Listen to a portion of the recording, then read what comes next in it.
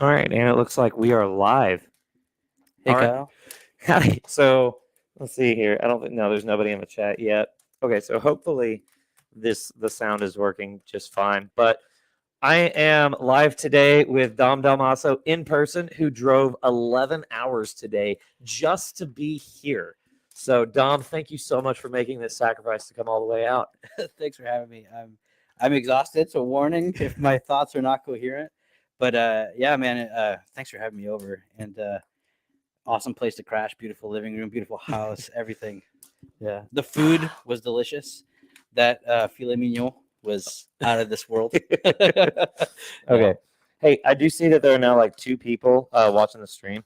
Could y'all just just post in the live chat if the audio is coming across fine? Because if not, we need to get that fixed. I hope it's working. Yeah, Yeah. Um. because if they can see us but not hear us, Yeah. But then then just the other disclaimer is like I've also like basically as soon as Dom walked in, like I gave him like scotch. So so he may not be as sharp as what y'all are used to listening to. But anyway, yeah, Dom, thanks for coming. So a little bit, one of the things that I wanted to talk about today is homebrew Catholicism. So, and what I mean by that is where people, it's kind of like a Dungeons and Dragons term. You have, or like a tabletop game thing, Gotcha. where people will just kind of like make up their own rules and do their own versions, which could be good, could be bad, don't really know Yeah. until you like really get into it. So, oh, Haley's here, so now it's an official live chat. So, Does it sound good, Haley? yeah, Haley, does it sound good? Okay, she. Oh, Mike is a little too close. Okay. Oh, great. So that All means right, it's working at sweet. least. Yeah. So, okay. All right. So, homebrew Catholicism, where you just kind of make up your own rules. It could be a good thing, could be a bad thing. But one thing that I've started to notice is, especially whenever you're dealing with people who are more like traditionalist leaning, they seem to just kind of play by their own rules. And whenever you're not following their rules, Yeah. they start getting angry. And these rules could be made up of various writings of, I mean, great saints, Yeah. a lot of private revelation and stuff like that. So I know in your Telegram group, we once had a conversation about like how people like focus in on private revelation. What do you think about all this? Yeah. So when it comes to private revelation, I mean, I think you're right. You do see this in more traditionalist groups, but when it comes to like kind of making up your own spirituality, like when it comes to like prayer life and practice, I've seen some stuff that non-traditionalist Catholics do that I'm like, what? So I think that's like, I think that comes down to like a kind of individualism where people want to concoct, and there's nothing wrong with it necessarily, right? So it's like, well, I like the Rosary and a novena to Saint Benedict once a month. Like you can do that, like that's good, right? Right. But I think there really is something to like. Erasing the I parts, right? The individual part, and entering into something like Benedictine spirituality, like saying the office, or the Dominican spirituality, saying the Rosary and trying to pray some of the office, or Carmelite, more of long term focused mental prayer. So picking like people to follow or a tradition to follow like that. It's not you making something up on your Right. whims, but you're kind of obedient to something that's preceded you. You see what I'm saying? Right. So when it comes to that, I think I see it in traditionalist groups. I see it in non-traditionalist groups. I see it in all kinds of Christians, even Protestants. I think there really is something to kind of forget about the self and focus on a past tradition and like kind of enter into the mindset of that tradition. So it's kind of a self-abnegation. But you're right, though, when it comes to private revelations, yeah, it tends to like get into conspiracy theories and like Right. and it eclipses like our focus on scripture and revelation and what the magisterium teaches in its official teachings. So I see that too. I agree with Yeah. you. Yeah. No, and like I've heard so many people like, well, I mean, what was it? Just this past March, right, where we had the consecration of Russia Yeah. for in Fatima, and I just remember seeing all these things online about all these people weighing in about how it's supposed to be done, Yeah. as if they were one of the children at Fatima. And I was just sitting there thinking to myself, like, okay, you might be right, Yeah. but I have no idea how to verify that. Yeah. You know, so, and it's just like, oh, this is how it's supposed to be done with this, and we know it because of this, and this, and I'm just sitting over there like, me as a normal person who, like, I mean, you know, whenever people ask me about like the character of someone like Pope Francis or something like that, it's like, well, I tell you what, here's what I can tell you with 100% confidence when it comes to Pope Francis. Mhm. I've never met the man. Yeah. That with 100% confidence, that's all I can tell you. Yeah. And so whenever they start saying like, "Oh, I know better than him" and stuff like that, it's just like, how? Where did you get all this? Yeah. And I guess private revelation is just a whole world that is so, I guess, confusing to me. Like, so, like, I guess if you know, like, what is like the proper relation to like the standard like rank and Yeah. file Catholic to private revelation? You know, it's funny because I guess kind of, you know, when I was younger, there was a lot of emphasis on private revelation, especially Fatima, which is, you know, a beautiful apparition and everything. And so I tended to, when it comes to spirituality, veer away from that because my experience with it was it kind of became a conspiratorial Catholicism, you might say. And so my reaction, which I don't think was an irrational reaction, I think it was good. It was to want to go back in history to the New Testament, to Scripture, and to find a spirituality in the sources of revelation. And to me, that it felt much more alive and authentic, and it appealed to me more because I felt like I was encountering the guy who lived 2,000 years ago, who happens to be God.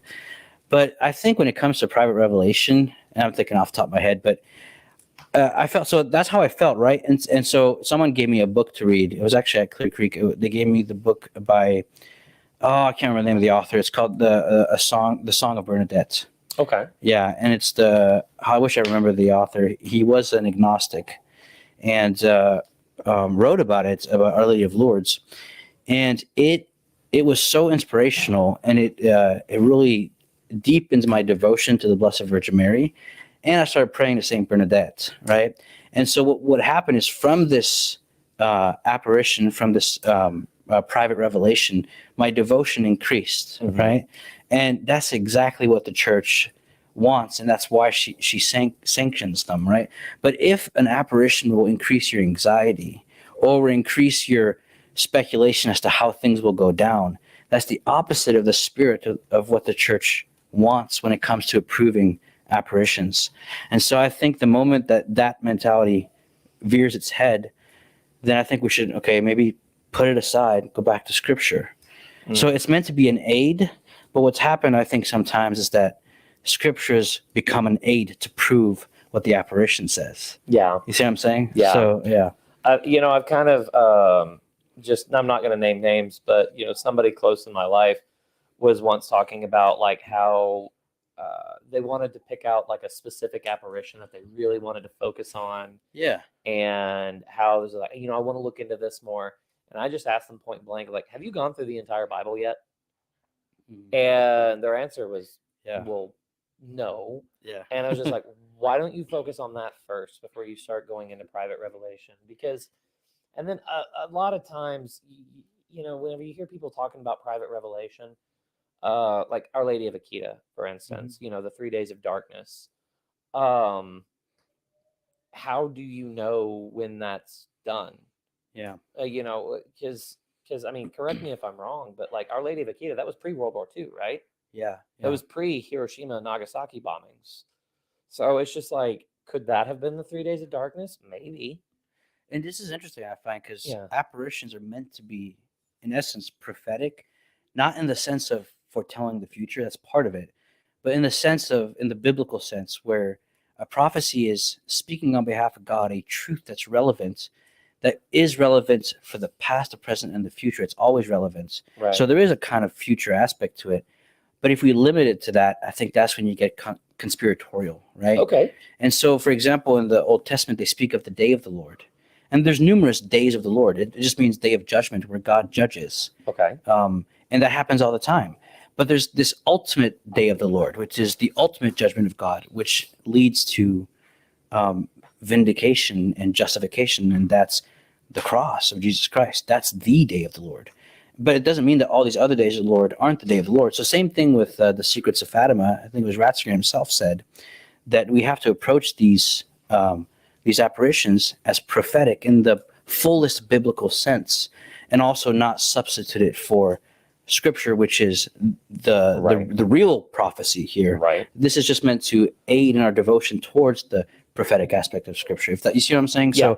So I think that the moment we start saying these 3 days over here, this character, it's going to be John Paul II, or it can't be John Paul II, right? Because he was shot, but there wasn't, broken down buildings or something. It's like these are prophecies, and prophecies aren't just like this will happen in the future. It's a deeper theological observation about God and how he interacts with us, how he did, how he does, and how he will. And it's meant to aid our devotion. And so the moment it gets kind of fundamentalist and conspiratorial, I think is the moment we need to maybe put it aside, go back to Scripture. So does that make sense? What I'm saying? No, that does make sense. And, this is part of the going back to the homebrew theme of, my wife was talking about specifically 3 Days of Darkness and the candles being lit for 3 days and whatever. And I was just like, because it's like, okay, so if we wanted to have those candles on hand, how would we go about doing that? And she's like, well, there's some controversy on that. And it's just like, well, what? And it's like, well, some people say just like have just any candle. Some people say it has to be any blessed candle. Some say it has to be 100% beeswax. Some people say that it has to be 100% beeswax and has to be blessed by a priest from this line of bishop, because this line of bishop is the only one that's actually valid. Yeah. And it's just like, how did you arrive to that how did you get to that conclusion? It becomes superstitious, right? Mm-hmm. And it becomes, we're treating it as if it was magic, Right. as opposed to a real encounter with the transcendent God through our senses, which is what sacraments are, right? Mm-hmm. Sacraments aren't like if you do it right, and so there's a sense in which you have to do it right?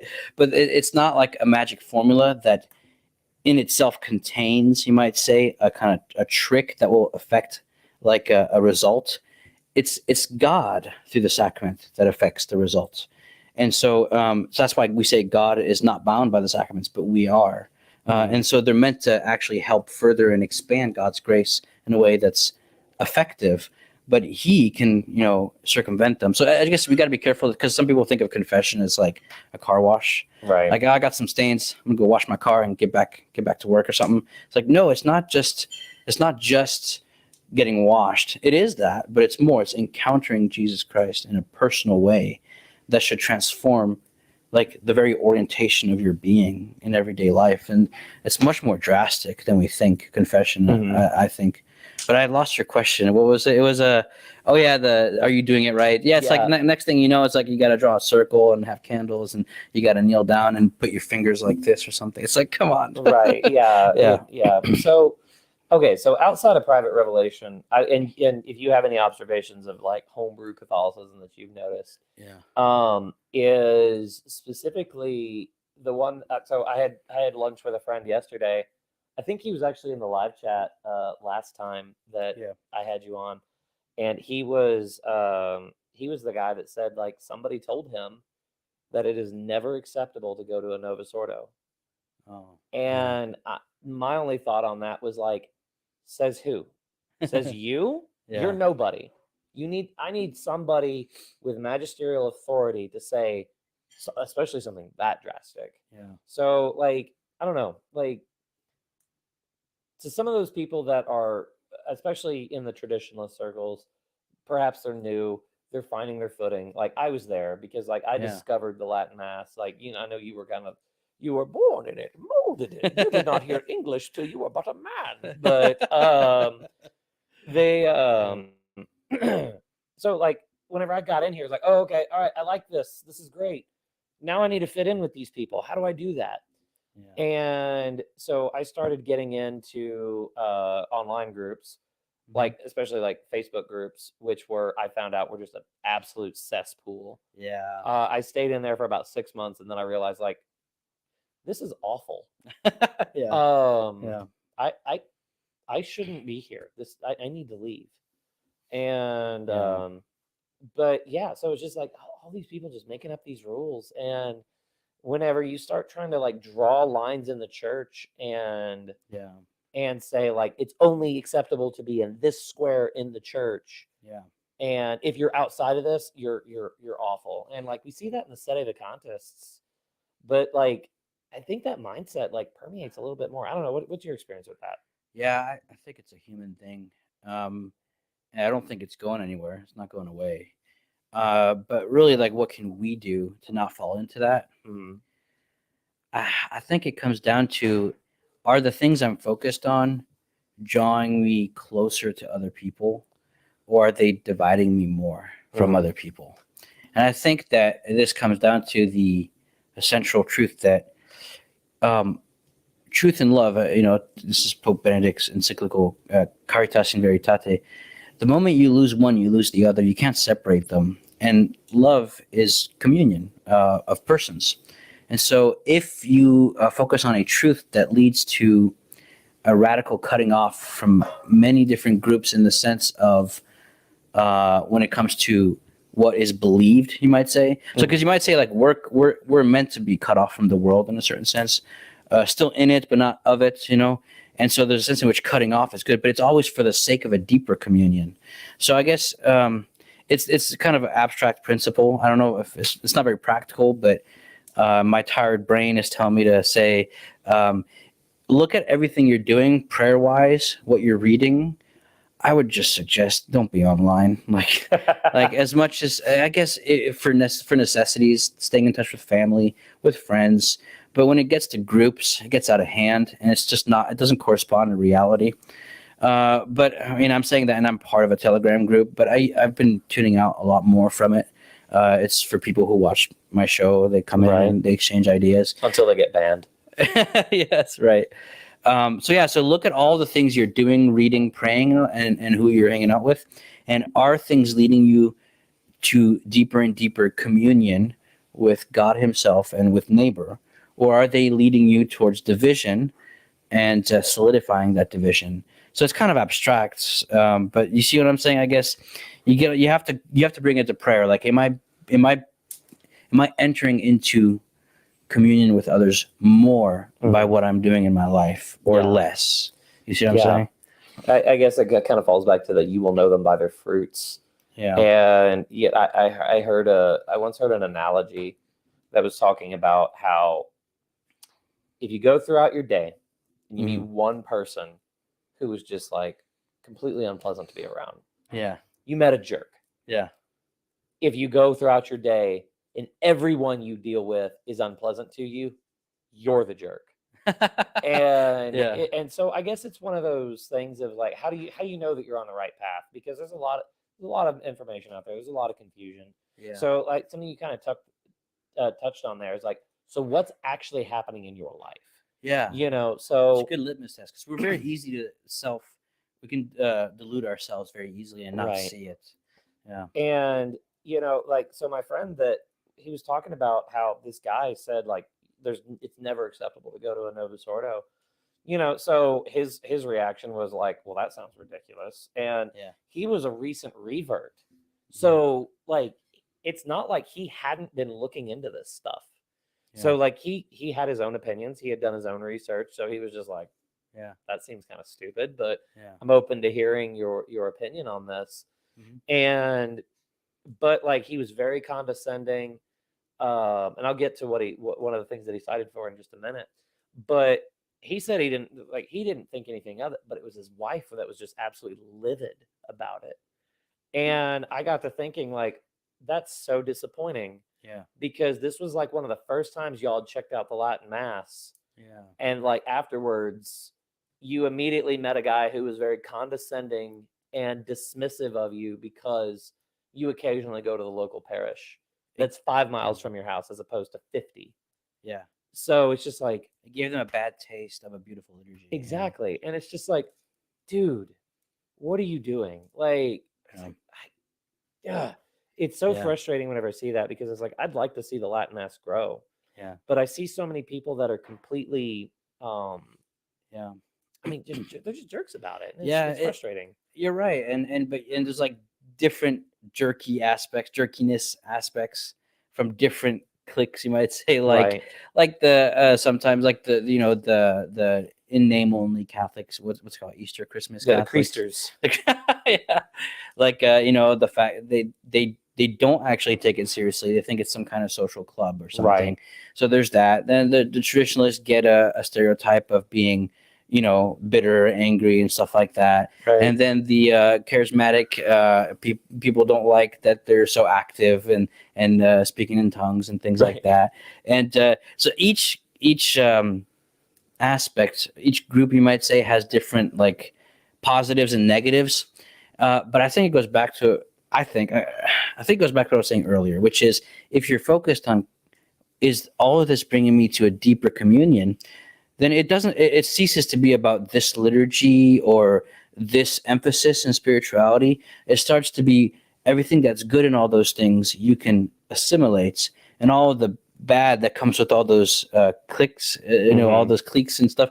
What you can do is get rid of that. So you could be a traditional Catholic or a charismatic Catholic, or well, not a nominal Catholic, because you got to take your faith seriously. But, Yeah, come on. but you could be one of those, and if you're focused on this concept of communion, then those bad stereotypes will stop applying to you, and it'll structure the way you think, and it'll center you in a way where you'll start to realize, wait a minute, if I say Novus Ordo is evil or invalid or something, is that going against the authority of the church, right? Right. And so you start thinking the authority of the church is essential when it comes to communion, to unity. And so that focus on communion can take all of those goods from the traditionalist, the charismatic, and all things, and it can start to minimize those those bad stereotypes that you tend to fall into as a person, regardless of where you go to.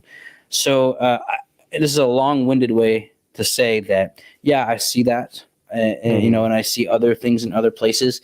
But it comes down to bringing it to prayer and asking yourself, am I more in communion with God and more in communion with people around me? So this is something I've been trying to check myself on, because someone said to me recently, like Dom, you've told me that you sympathize with a lot of things about traditional Catholics, and the cat. Sorry, my cat was getting close to the tripod. Yeah, you're good.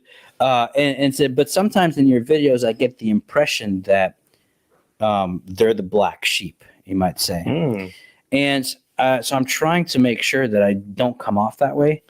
And part of me wants to defend myself and say, well, the thing is, they're getting a pass on things, but they're not letting other people get a pass on things. Right. It doesn't seem fair. Like, no one. So the moment you bring up the trad problems, you get ostracized on the internet, right? Sure. But if you bring up the James, well, I don't want no name, sorry. But if you bring up, the kind of liberal or progressive issues, that everyone's lock in step, as they should be.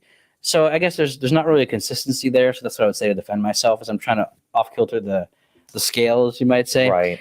But I know and live with and a lot of traditionalist friends, family, and I don't want to come off as you're all evil and wrong, and it's like, it's not what I mean, but I am trying to say there's problems here that no one's addressing, and I think the solution, sorry, this is long-winded, solution No, is, keep going. Yeah, solution is to look at what's going on within you and in relation to others in prayer. Am I being drawn to deeper communion with God and others? And all those stereotypes will become things you realize you need to start avoiding. And it'll actually structure your thinking, and look at the church. You'll start looking at the church differently and understand her, I think, more deeply. So, yeah. Yeah. No, you're talking about like problems that nobody's addressing. And, I'm sure that most people watching this will have at least seen my eggplant video. I saw that. And, that was hilarious. Yeah.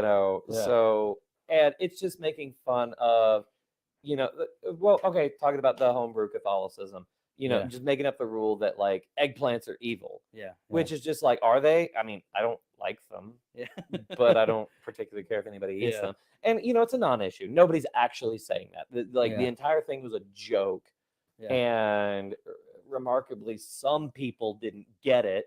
But it's just like all these things. But some of the comments that I got on it was like, "Oh, you hate the Latin Mass," and it was just Yeah. like, and I was just like, I'm "No." like, but you go to one and you love it. Yeah, I was like, I go Yeah. to one like every Sunday, Yeah. and so I've been accused of being a rad trad by Yeah. like my not naming names, not naming relations, someone close to me in my life, Yeah. and they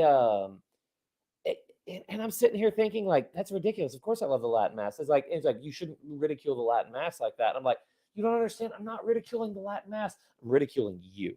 Yeah. And it's just like and not even like I'm not even ridiculing you. I'm ridiculing some of your behaviors because it's just like we're all smart people.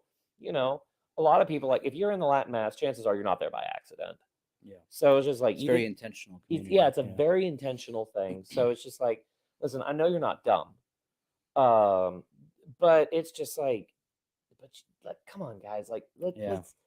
It's that universal call to holiness, Yeah, and yeah. it's just like, guys, you can't forget that. It's funny because I think there's an unfortunate kind of materialist, pragmatic, dare I say, people are going to kill me for this, slightly Marxist attitude in certain. I'm going to get killed for this, but No, keep going. Here we Marxist go. attitude. I want to hear more. Yeah, in not fully. Okay, I'm not saying it's a 1-for-1 Marx equals certain communities. What I'm saying is that Marxism is a kind of attitude that through our own means, we can bring about a upheaval where those who are unjustly victimized can be vindicated. So what I mean by that is that if we promote through propaganda this thing, this ornaments, first of all, it's kind of degrading the Mass when you speak of it that way. It's not something for sale that you. I've heard people compare it to marketing and computers and stuff like that. I felt very uncomfortable with that. But the problem is, so you use it, you start to promote it in a certain way to grow the group and to get a message across, so that as we grow, we can make a difference through our means in order to come to an upheaval where we're vindicated because we're being victimized right now. And that's not to say that victimhood isn't a reality. Marx was right that there was a lot of people that were being unfairly treated. What he was wrong was his prescriptions for a solution, which was revolution, class warfare, and a purely human solution that is devoid of any conception of grace and of God's intervention in history. And so I think that there's a lot of, I'm throwing a lot of terms out there, but there's a kind of Pelagian, a human focus in some traditionalist circles where we think that through growing the group by having a lot of babies, which we should, right? Sure. We should, but it's like, why are you doing it? Good things can be done for not necessarily bad reasons, but for not the reasons that they were meant to be done for, if that makes sense. I'm going to have 50 children so that my name can live on for the rest of time. Yeah, it's like I want to have children for this reason. Well, you have to, there's a hierarchy of reasons and a hierarchy of goods. You have children because God said, be fruitful and multiply, and they are a blessing. They are the fruit of the love of the spouses, right? And then, they build the kingdom. If they're educated well, they can make a difference in the world. But there's a kind of, sometimes I see it's like we're gonna grow through our human means, and we're gonna overthrow the evil in the church, this class warfare, so that we can be vindicated and finally get our Mass back. Which by that language, you can see it bifurcates as if there's two different masses. But anyway, so in conclusion, I would say we don't create the communion of the church. It's the communion of the church creates us in a certain sense, right? So it's like we don't make up the church by coming together, right? The church isn't a social club. It's a reality that actually knits us together. So one way to put it is that Mass isn't a bunch of people who come together to express a certain meaning. Mass is a meaning expressed by God that is impressed on people in a place. And that impression of that meaning, it creates the body of Christ. right? And so that's why we believe in the true presence, because it's not like the flag where we come together and agree that it has a significance and a value Right. because we've agreed that this flag, not that one, represents what we value, right? So the members in the congregation create that value. But in the Mass, regardless of what people think, know, or believe, the Eucharist, its value comes from God because He has declared that this is my body. And then us accepting that and entering into that mystery, it's impressing itself on us, knits us together into the body of Christ. So all of this is to say, I kind of see a materialist Pelagian attitude where through our propaganda, we can create an upheaval so that we can be vindicated because we're being victimized. Yeah. Right? And so I think the solution is no, it's the church that is going to solve this, as in that mystery, that mystical communion. It's Jesus Christ. And so it's not through what we do. So in other words, we become saints, and I think we should not focus as much on like propaganda for the Mass or stuff like that. Right. Anyway, that's a long-winded, tired rant. No, it's fine. This is a long form. So I'm just kind of looking at the chat. So hey, Yeah, if what are y'all they have any saying? questions, like feel free to get in there and tag me in them. So it's all right. Like as y'all can see, my I'm leaning off screen because my laptop's over here. By the way, Kyle, like I might seem tired and everything, but I'm having a blast. So this is okay, great. yeah. I'm having like That drive, man, the snow at the end. Oh, it was awful. So I was noticing that Light of Christ Press is in here asking whose house is this? This is my house. So Dom stopped at my house on the way to his parents' house. So that's how he's here. I made the joke that like he came specifically just for this. It's like, no, this is a stop along his way. I would though. Yeah, no, it says like, hey, come back. If you pay me, just kidding. Yes. I'm just kidding. It's like, hey, Venmo, you shut up. Yeah. But yeah. Also, I gotta say, like, this is like I've done an in-person interview before, but like, if you see my body language in that one, it was with Mr. James Mark, the music director at the Sales. The soundtrack, the sound quality is complete trash. Oh, really? Oh, yeah. But like we talk about the kingship of Christ and like the feast of Christ the King, and it's really good. It was a great conversation to have. But like I gotta say, this is a completely different dynamic than on a screen because like fair enough. I'm able so when I'm on a screen, like I'm looking at you at the screen, I just look over, there's the live chat, and it's do that. Here you gotta go like this. And, So but yeah, so we've got that materialistic view of we gotta treat this like it's merely a human issue. And I do think that is a problem. There, I don't want to bash a potential sponsor, but like Exodus 90, for instance. I brought that to one of my priests because I was saying, hey, let's get a group of men doing this, and he said it's like no, none of this is bad, like it's all excellent. I did it twice. First time was awful, like I messed everything up. Oh yeah. Second time I did so much better, and it was amazing. Yeah. Oh yeah. Like I didn't fully. There were certain things I dropped off at the end. Anyway, go ahead. Yeah. Sure. But like his biggest, the priest that I brought it to, like he said his biggest complaint with it was that it was too natural.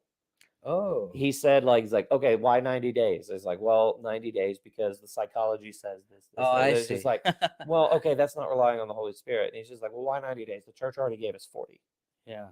So I see. So and I kind of view that what you're saying a little bit like we have to do this to do the Latin Mass and to promote the Latin Mass, and it's just like, I guess. Well, I can hear a critique of what I was saying, which is, well, yeah, Dom, but grace builds on nature. We should be pushing for our cause.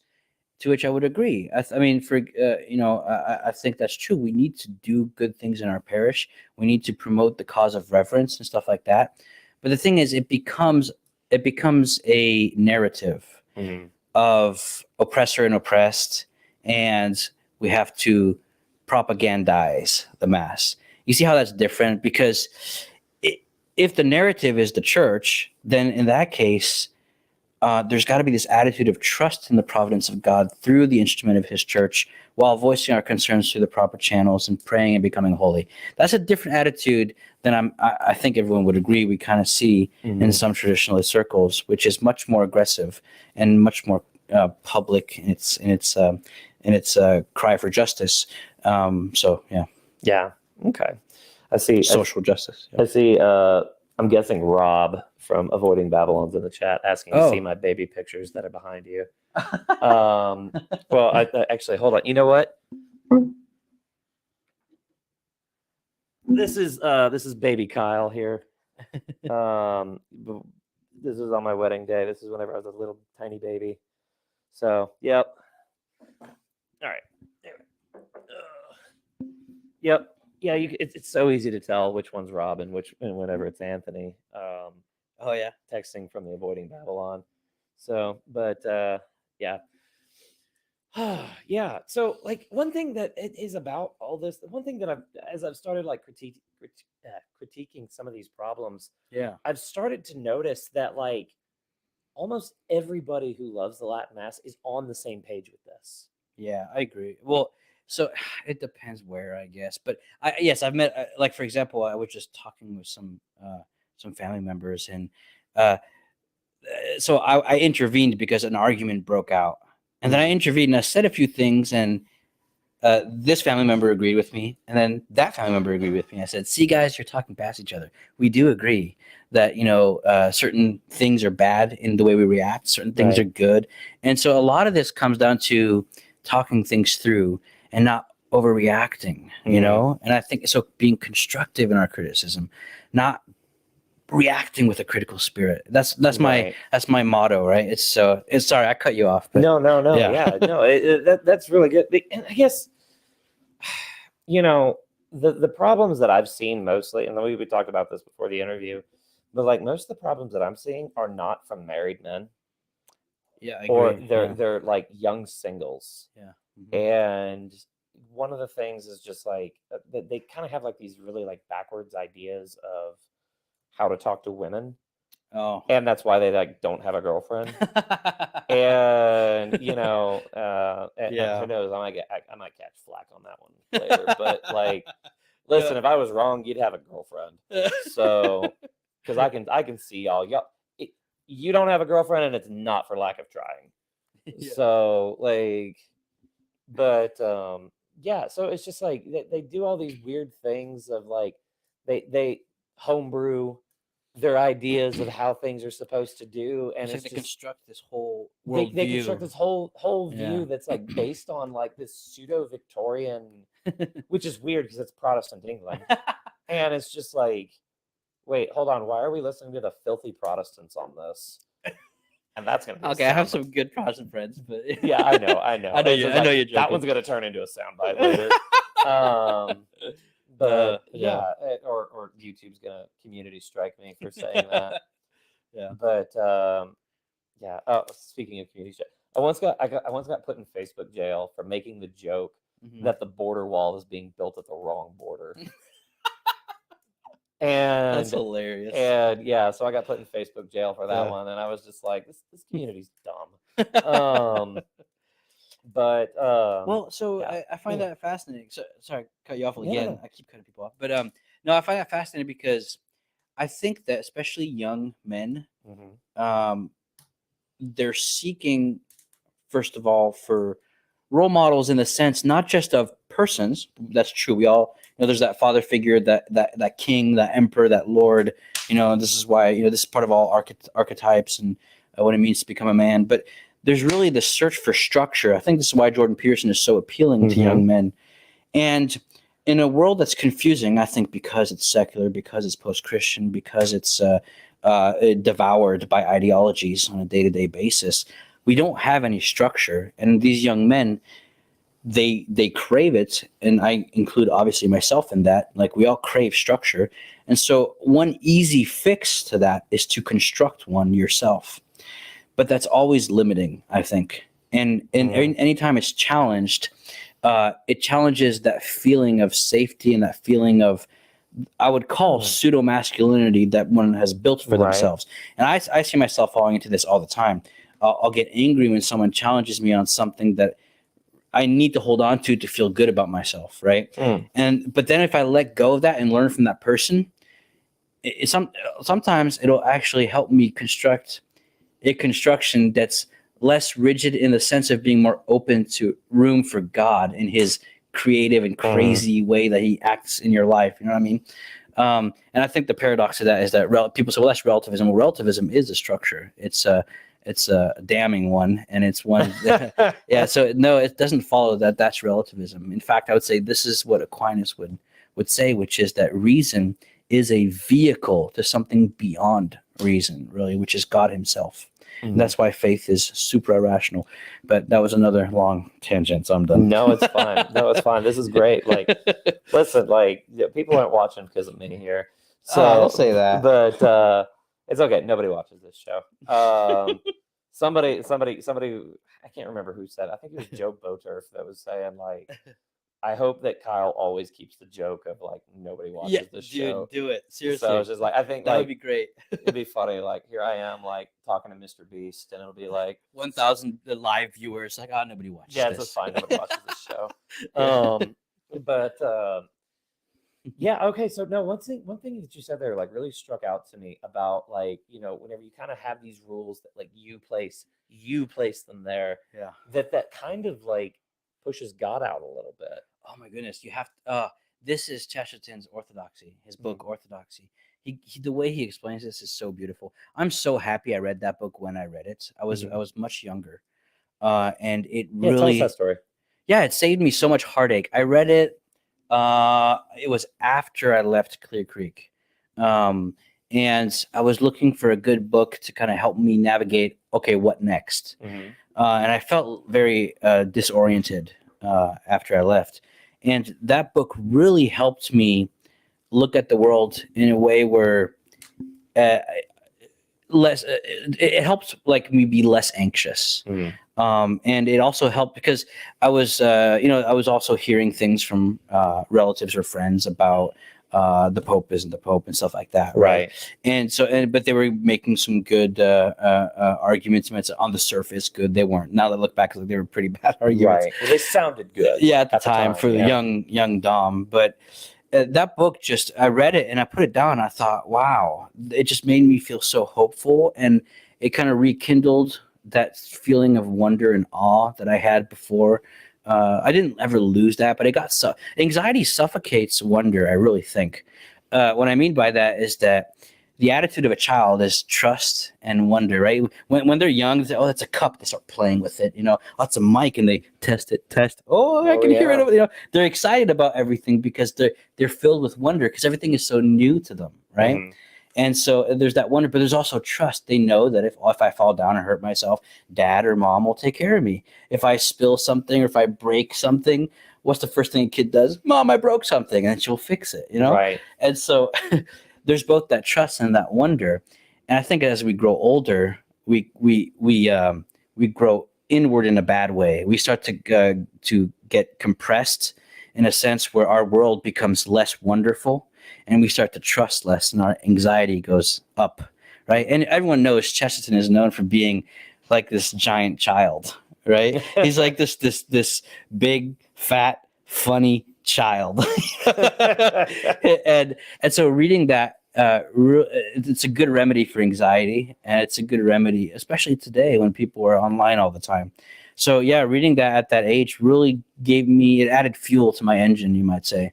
And to this day, I go back to that book, especially the chapter on the ethics of Elfland, or it's one of, I think is it chapter 8? Maybe I think it's earlier. I don't remember. It's been a while since I reread it.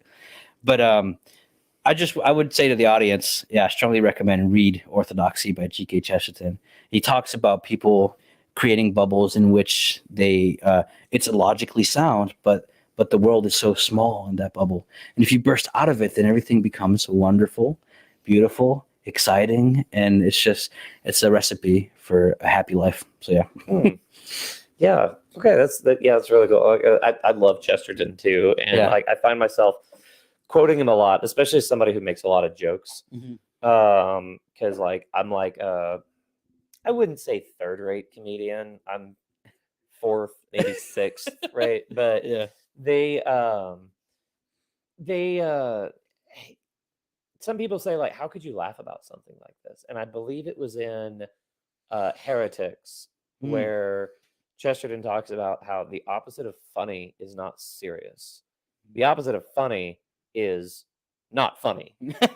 And so it's just like, no, I'm making these jokes Yeah. and I'm being funny, but I'm But also I'm completely serious. Yeah, I love that. And like, so it's like, Yeah. that's why like I find it's okay to do some of these, Yeah, laugh about some of these things, I especially agree. Yeah. because it's also like, that Satan can stand everything except for being laughed at. So it's just Yeah. like, Yeah. you know, No, I totally agree. I think Chesterton is just so incredible. I mean, he's a friend of mine who was an atheist. mhm. Started to deconstruct his atheism slowly, but he told me, he's like, Dom, I remember when I read that chapter, The Ethics of Elfland. That was the moment that my atheism finally crumbled, Hmm. and that's when he realized, okay, I got to start investigating Christianity, Catholicism, Eastern Orthodoxy. He became Catholic, and but that was it. It was reading that book by Chesterton, especially that chapter, and he realized, yeah, he was describing me, and he was describing the way I think, and he just burst my bubble with his needle of humor. So okay, so the ethics of Elfland, and like, so I've tried to read Orthodoxy before, Mhm. but mostly in the form of I've got the audiobook playing while I'm mowing. Yeah, I love So that. Yeah, so whenever I'm mowing, like, trying to keep them lines straight. But so like I guess for those of us who are not too familiar with the ethics of Elfland, like what's the elevator pitch on that? yeah. He gets into So remember, going back to the child. Yeah. Why is he so fascinating at things that are ordinary? Because there's no such thing as an ordinary thing. Everything's extraordinary. Why does the apple Hmm. have to fall from the tree? We take it for granted, Right. but why? Why are things ordinary? Like the word ordinary. Like why is that ordinary? So Right. what he's saying is that children understand that there's no reason why there should be patterns in the universe. There's no like a pattern is something that we can't just take for granted. And so he's basically showing that there's a radical freedom, and he's undermining determinism. So there's a radical freedom in creation, which is the freedom of existence itself. Hmm. So it's been a while since I've read the chapter, but what he's saying is that people see the world in a mechanistic way. They see things as like an amalgam of atoms or something, and there's laws of physics, and everything is determined. Therefore, there's no freedom. Like freedom Yeah. doesn't make sense in this world. And he's saying, like, why are you taking that for granted, that there's patterns, like that cups are the way they are, and children don't act that way. And so he's basically saying, become a child again and wonder at the fact that things exist in the first place. That's not something that should be taken for granted. So that's a poor summary, but and so he what he does is that by showing that there is freedom and creativity, then you're able to live a life that actually is flourishing and can lead you to a real disposition of wonder and an openness to happiness. And that'll lead you to lead a life that is healthy, happy, and holy, really. And so that's the ethics of wonder, the ethics of Elfland, kind of. So that's an Hmm. awful summary because I haven't read it in a while, but No, I yeah. thought that was excellent. It's like, okay, yeah. When you're talking about the extraordinary thing, one of the parenting tips that, because I've got four small children, Yeah. and whenever somebody was talking about like when you see a toddler like freak out about something, or Mm. they bump into something, they're screaming their head off, and it's just like, kid, calm down. But like to the point of like you're extraordinary, that thing that happened to them is literally the worst thing that's ever happened to them in their life. Yeah. Yeah. And like, so I guess like, but at the same time, that piece of chocolate that you just gave them, that's also literally The the best. best thing Yeah. that's ever happened to them in their life. Yeah. Hmm. Yeah. That's interesting. It's a land of extremes, but also Yeah. a land of wonder. So is Yeah. that, yeah, I Yeah. guess that's where the term elfland comes from then. Yeah, I think we take things for granted so much that um, it flattens everything. And I think that's why we're bored as adults. That's why we turn to our phone, and we try to stimulate ourselves. So I love how you said that right as I was looking away. Oh. I was calling you out. Just kidding. No, I'm kidding. Yeah, man. This is fine. I've never done a live conversation after 11 hours of driving, the last 4 in the snow. But I'm telling you, this is going to go down in my book of, to-do list. Like, I'm going to check it off my to-do list. Yeah, this is I'm going to add it to the bucket list and then check it off. Awesome. At the same time. No, man, that meal was delicious. I'll tell you what. Can you make that for breakfast? And I'm going to take it with me on the way to Kansas. We've got an extra steak. Totally joking. Yeah. So I've got a question for you. Yeah. For anybody in the live chat, Rob, if you're still on, he's heard me ask this question before, and he almost banned me from his Telegram group for asking it. So, yes, okay. Now, how much do you know about cooking? Like, are you good at grilling at all, or? I mean, I get by. Okay, so you know steaks. Okay, but how long should I microwave a filet mignon to make sure it's well done? You shouldn't microwave it. Oh. Why? What was the right answer? I just didn't know. No. I don't know. I can't tell you how many group chats I've been kicked out of for asking that question. Because it's just like, do not ever put that in a microwave. Yeah. But no, just so y'all know, like literally, whenever I was asking Dom how he wanted his steak, the way I asked him is like, okay, so did you want your steak rare or did you want to sleep outside? So it's funny because like, oh my goodness, my 5-year-old daughter like devoured like a blue rare steak. I was impressed. I was impressed too. Like I'd never seen her do that before. That was amazing. Yeah, shows you how good it was. Yeah, that thing melted in my mouth. Mm-hmm. I didn't even have to chew. I just put it in my mouth. Okay, next piece. Yeah. Oh man. Well, hey, this has been fun. But yeah, I guess to sum up, before we like close out, like what was so back to like the original thing that I brought up was like the homebrew Catholicism. Yeah. What's the solution to that? Like, okay, there are some people that are just set in their ways, and you're never going to be able to reach them, no matter how much you try. Yeah. I heard a phrase, and I'm not going to say who said it, but some people are just so attached to these things, and they are not going to let it go until their last 10 hours in purgatory when Jesus beats it out of them. So some of those people is like, we're going to leave them to God. But like to the others, like what's the solution to these people who find themselves falling into these like homebrew Catholicism situations? Not to sound like a shrink. Oh boy. Usually there's a reason why. And I think we need to not have this attitude of frustration. Trust me, I always get frustrated at myself that when I do this and at others. It's very pharisaical of me. I'm like, I don't do it. I talk about not doing it, but all these dumb people doing it. Like, no, bro, I do it all the time. But it's like, I think that people get so staunch about things that they've concocted or decided to go by. Right. I think because it goes back to that crisis in identity, that crisis in meaning, that crisis in structure that comes with the world we live in.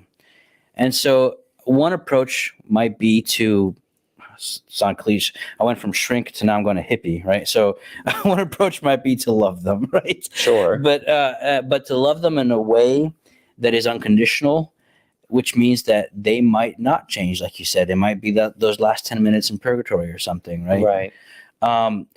But there's a real treasure there, which is this unrepeatable image of God in them, and to kind of look and search for those aspects of them that truly are unique and marvelous, and to learn to love that person and not try to fix them. And I think that also. Yeah, I think that's the best way forward. So a lot of times we want pragmatic solutions, how to get people to behave right or to think right. And I think a lot of times that's good if like you're giving a lecture, an academic treatise or something on what is right, what ought to be believed. But when it comes to persons, when it comes to that, like you can try convincing them if they're curious and they want to know what you think. But I think the best solution is just to love people. Because I know people in my life that I have like negative 50% chances of changing their mind. Oh yeah. And so what I've told myself is okay, just assume they're not going to change their mind. But how can you find Christ in them? And how can you love them more? And how can that bring about happiness for both of you? Yeah. So instead of trying to take everything in our hands, kind of going back to the Marxist materialist thing, it's like let God do the work, and but also be the instrument. So an instrument is used by God. The instrument doesn't do the work; it's the person using the instrument. So let yourself become an instrument. Don't try to be the guy wielding the instrument, if that makes any sense at all. Yeah. Yeah. No, that does make sense. Yeah. So whenever you're saying like find the marvel and wonder, it's like, oh, go find them in Elfland. Yeah, there you So, go. Yeah. Okay. Think of people as elves. Yeah. Like Tolkien's elves. Yeah. No, like there's somebody in my life that I was very frustrated with. Yeah. And like, just I guess like I was trying to handle it like in the Marxist way. Yeah. It's like, how do I do this? I need a human solution to this. There's got to be an upheaval where they finally realize the truth through the revolution I brought about. So that's very materialist. Exactly. And Yeah. it's just like, But then like whenever I, went into the church and I prayed about it and I looked up at that gorgeous like high altar at St. Francis de Sales and I looked up at the crucifix and I was just kind of struck with the realization. It was just like, you died for that person just as much, if not more, than you did for me. Yeah. And it's just like, and if you did that for them, dang, I can do much less than what you did for them then too. Yeah. So it's just like, okay. It's kind of one of those things of like, I've given you your orders, now go. Yeah. And it's just like, I wish you would have given me some different orders, but yeah, and I think evangelization really, its best form is service. Mm. So when you serve others, that's witnessing to the gospel. Mm. It's not by trying to say you have to accept these propositions. That's good, of course. I'm not saying say you can reject them and be Catholic. Like no, that's not what I'm saying. But I'm saying like the best way to evangelize is to not just give them propositions, but to give them something living and personal. Yeah. And you do that when you serve. And so this is what the last three popes meant when they said, don't impose, propose, don't proselytize, evangelize. What they mean is be more evangelical, right? They don't mean don't preach the gospel because everything is relativistic. Anyway, it's a pet peeve of mine. Yeah, no. And well, that's another. Okay, so, wow, there's a lot to unpack there. But on the to evangelize, you start with love. I can't tell you how, because the thing that kicked this whole channel off was my conversion story. And I can't tell you how many Protestants have walked up in there and just like have started off with just straight up ridicule. Yeah. Like, you're an idiot because you went Catholic, and it's just like Catholic triumphalism. Yeah, and it's just like you're stupid. You didn't read the Bible, blah blah blah. And it's just they have their own version too, yeah. Sure. And it's just like hey bud, shut up. Like, it's just like, I want to hear that. And because it's just like my instincts here are to like block you from my channel and never speak to you again. Yeah.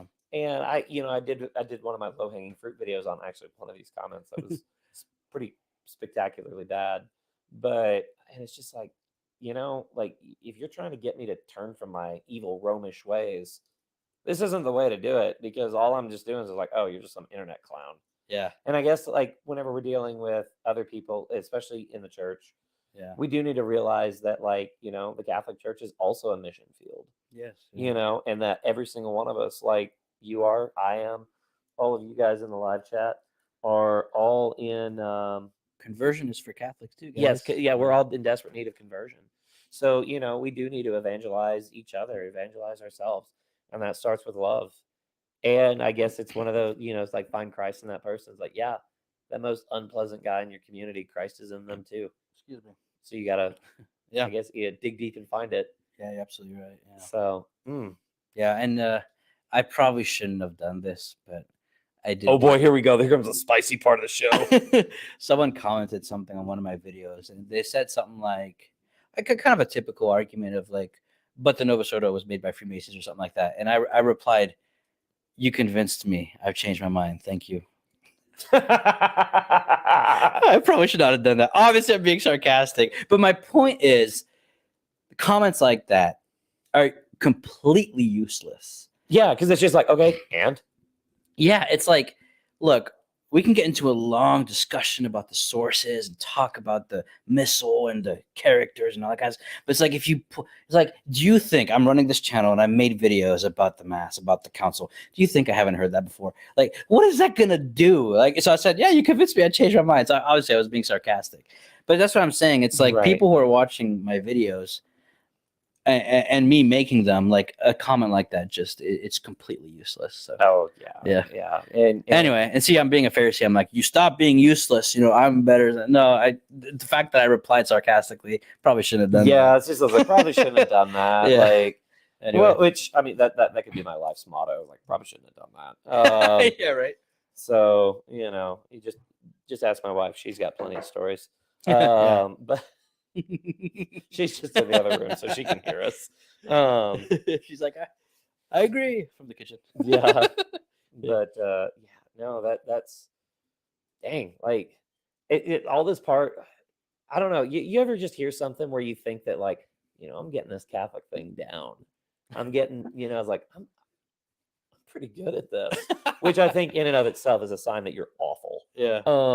But it's just like, okay. But then like you hear something like that and it's just like, oh wow. I didn't realize like I am truly terrible at this.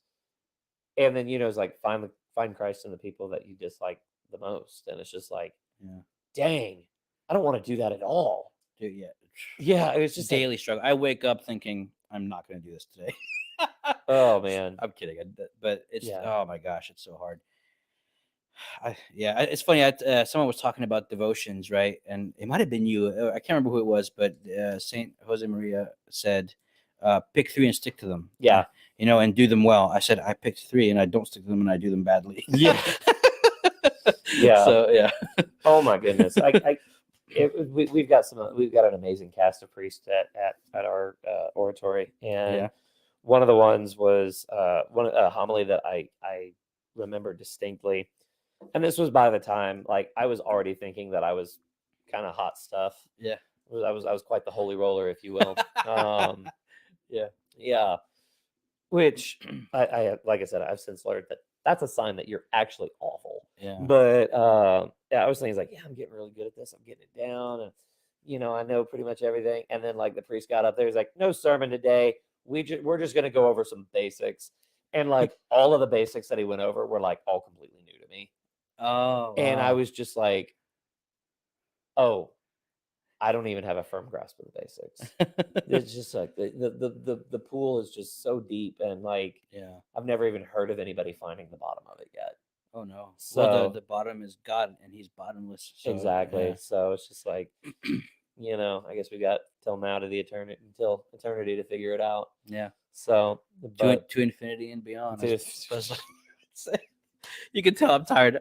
I'm gonna sleep so well after this. oh man, like this. Oh man, it was. This is a blast. I say we keep going. I don't know. I don't know. I might get goofy because I'm dozing off. Oh man, we've got like 7 watchers now. This is like. Oh great. This is what the party's starting now.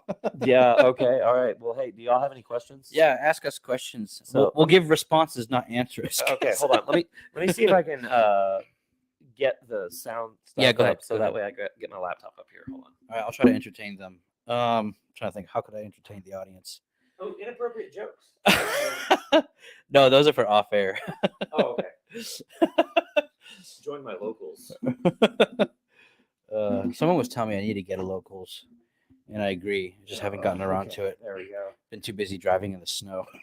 Too busy driving in the snow. Okay, am I doing this right? Okay. All right. Well, the live chat now like died. I think whenever I started asking for input, they just went, "Nah, I'm good."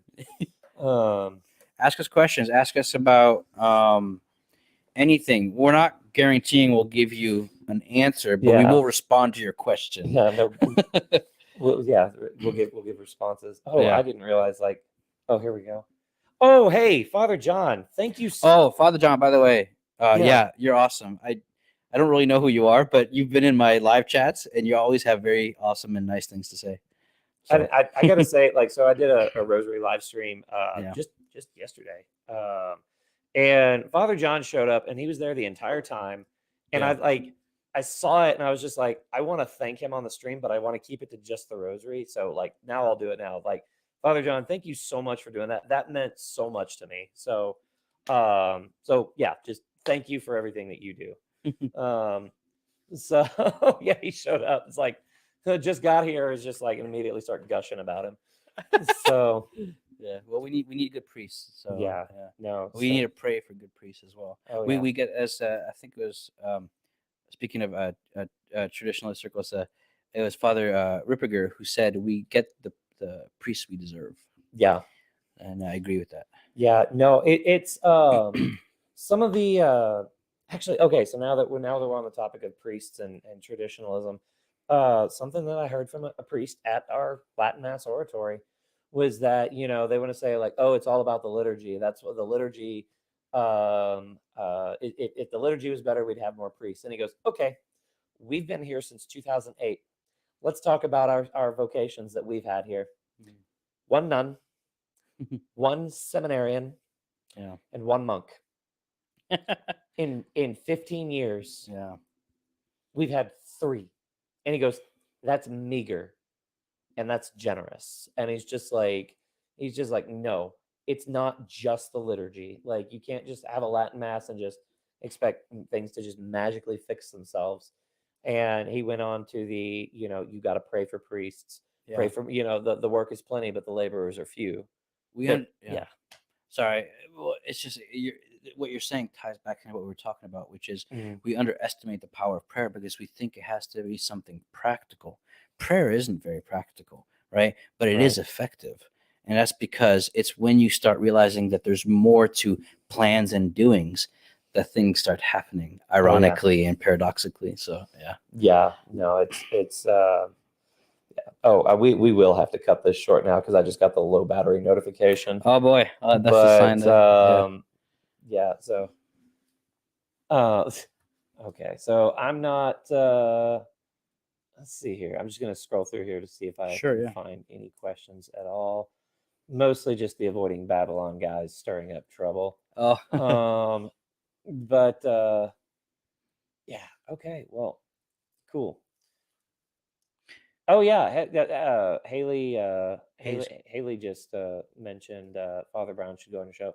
Father John, like I would love to have you on the show sometime. So if you just go over to my thing, Telegram? not No? Telegram. I'm banned from Telegram. Oh yeah.